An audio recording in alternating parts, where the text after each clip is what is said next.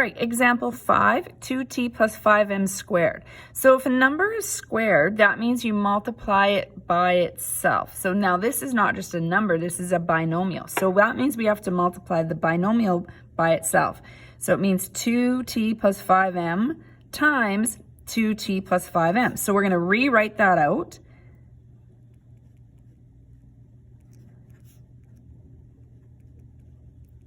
Okay, so that's what I mean by rewrite this out. You might want to write this note down by your work as well, so that when I look at this, hopefully you recognize this. Now you expand it, and by expanding it, that means you're going to just use the FOIL method.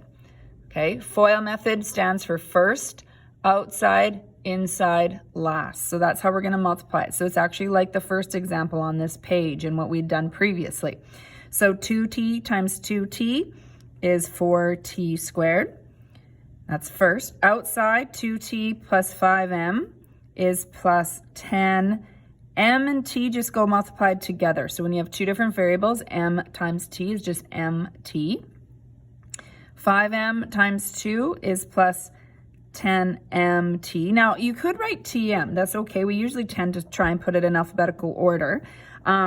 And I definitely want to, if I choose mt on one, I want to do the same because these are going to be like terms, all right? So mt and tm would be considered the same term, so we want to make them look like each other. So that's why keeping track in alphabetical order helps us. 5n times 5m is our last for our FOIL, so that's plus 25m squared. All right, let's combine like terms. 4t squared, we'll leave that there. 10 plus 10, these are like terms, so we have plus 20mt. Or if you did write tm, that's fine, as long as you know that they're like terms. Plus 25m squared. Okay, so this covers a couple things, this example. The first part is if you see a squared, you do have to write that out. You can't square each of these individually. If you did, you'd miss this whole middle section here. Okay, so you use the FOIL method. And again, this just sort of reviews what happens when there are two variables.